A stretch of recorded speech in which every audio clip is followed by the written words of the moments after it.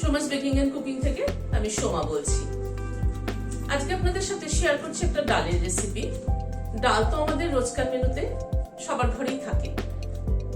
আজকে যেটা শেয়ার করছি সেটা হলো কাঁচা মুগ ডাল, হিং ও পাঁচফোড়ন ফোড়ন দিয়ে, এবং লাস্টে নামানোর আগে একটা জিনিস দিয়েছি, তাতে কিন্তু ডালের টেস্টটাই পুরো চেঞ্জ হয়ে গেছে। তাহলে চলুন দেখতে থাকি কি দিলাম। এখানে মুগ ডাল, সোনা মুগ ডাল নিয়েছি আমি। এটা আমার হাতের মুঠে 2 মুঠ ভালো করে ধুয়ে মিনিট 15 ভিজিয়ে রেখেছিলাম। একটা কড়াইতে জল ফুটছে, ডালটা দিয়ে দিচ্ছি।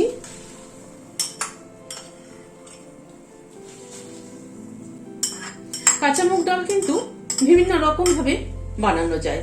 ফোড়নের সামান্য একটু তারতম্যে কিন্তু টেস্টের কিন্তু অনেক ফারাক হয়ে যায়। ডালটা ফুটে ওঠা অবধি অপেক্ষা করব। ডালটা ফুটে উঠেছে, ডালের ওপরে ফেনাটা তুলে ফেলে দিচ্ছি।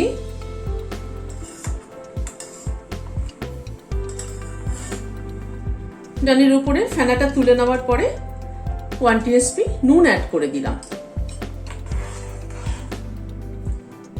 ডালটা সেদ্ধ হওয়া অবধি অপেক্ষা করব।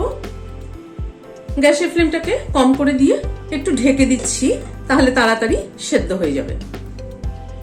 ডালটা ফুটে ওঠার পরে ঢাকনাটাকে একটু ফাঁকা করে দিয়েছি। এখানে একটা লাউ নিয়েছি।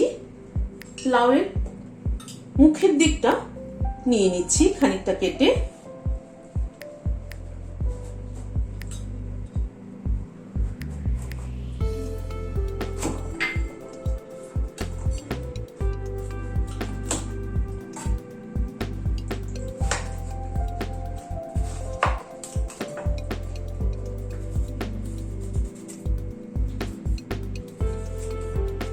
লাউয়ের খোসাটাকে ছাড়িয়ে নিচ্ছি।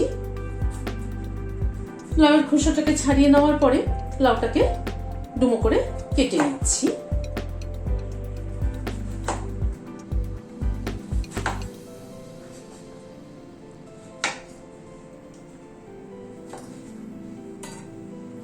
এরকম সাইজ করে লাউটাকে কেটে নিচ্ছি।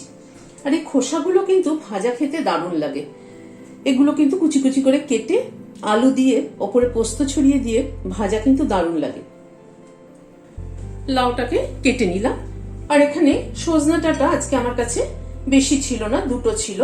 সজনা ডাঁটাটাও এরকম করে খোসা ছাড়িয়ে টুকরো করে কেটে নিয়েছি। সজনা ডাঁটা আরেকটু দিতে পারলে ভালো হতো, বাট আমার কাছে আজকে ছিল না। ঢাকাটা সরিয়ে দেখে নিচ্ছি ডালটা সেদ্ধ হলো কিনা। ডালটা কিন্তু খুব সুন্দর সেদ্ধ হয়ে গেছে, মানে গলে যায়নি, অথচ কিন্তু সেদ্ধ হয়েছে। একদম চাপ দিলে পুরো স্ম্যাশ হয়ে যাচ্ছে। ডাল কিন্তু বেশি গলে গেলে পরে ভালো লাগে না খেতে। কিছু কিছু ডাল, যেমন এই ডালটা খুব একটা বেশি গলে গেলে পরে ভালো লাগতো না খেতে। এবার ডালটাকে নামিয়ে নিচ্ছি। ডালটাকে একটা বাটিতে ঢেলে নিচ্ছি। গ্যাসে কড়াইটা বসালাম, সরষের তেল দিচ্ছি। সরষের তেলের সাথে 1/2 চামচ ঘি দিয়ে দিলাম।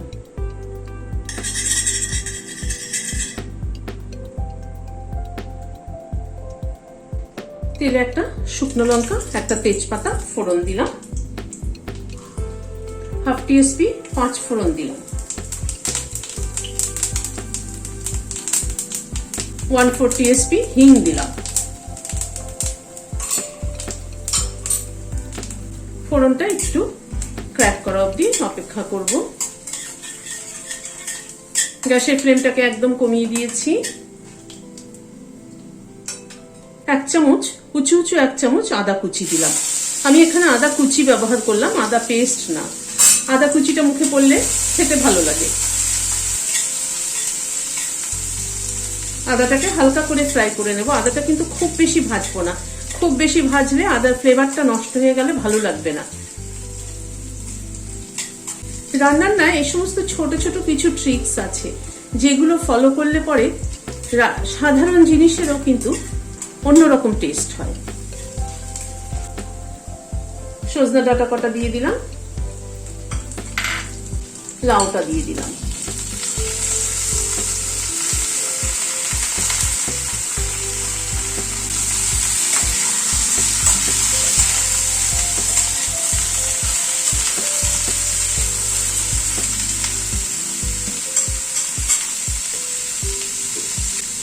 টিস্পুনও কম নুন দিলাম। ডালে কিন্তু নুন দিয়েছি, যখন সেদ্ধ করেছি তখন দিয়েছি। আমি এই সবজিটার জন্য নুন অ্যাড করলাম। হলুদ দিয়ে দিলাম 1/4 টিস্পুন মতো।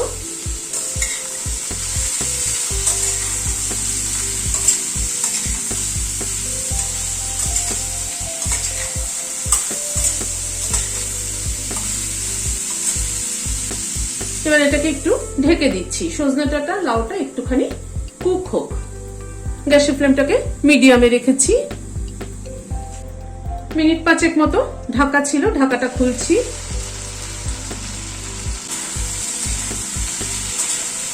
লাউটা সজনে ডাঁটাটা অনেকটাই সেদ্ধ হয়ে এসছে।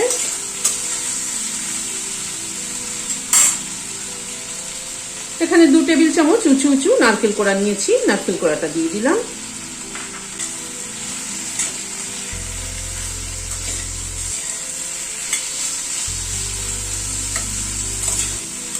গ্যাসের ফ্লেমটাকে একটু বাড়িয়ে দিয়ে নারকেল কোড়াটা একটুখানি ভেজে নেব।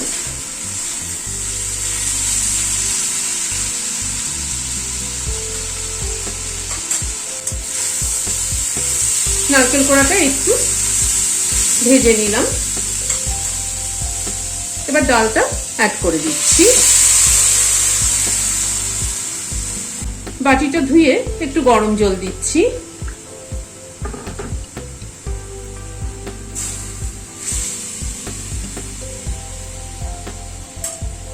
ডাল তরকারিতে কখনোই ঠান্ডা জল অ্যাড করবেন না। ঠান্ডা জল অ্যাড করলে টেস্টে কিন্তু পুরোটা নষ্ট হয়ে যায়। এই ডালটা কিন্তু একটু ঘন হবে, ডালটা একটু ফাটা ফাটা ঘন মতো হবে। ডালটা একটু ফুটে উঠুক। 2টো কাঁচা লঙ্কা অ্যাড করে দিলাম।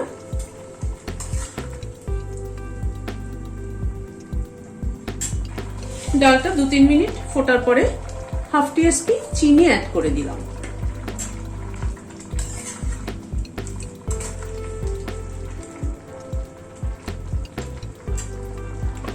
একটু নুন মিষ্টিটা চেক করে নিচ্ছি। হ্যাঁ, একদম ঠিক আছে। নামানোর আগে 1/2 টিস্পুন মৌরি গুঁড়ো দিয়ে দিলাম। এই মৌরি গুঁড়োটা কিন্তু পুরো ডালের টেস্টটাকে চেঞ্জ করে দেবে, খুব সুন্দর একটা ফ্লেভার আসে। মৌরি গুঁড়োটা মিশিয়ে দিয়ে গ্যাসটা বন্ধ করে দিলাম, দিয়ে ঢেকে দিচ্ছি। Standing time 5 minute. গরম গরম ভাতের সাথে এরকম একটা ডাল দারুণ কিন্তু জমে যাবে।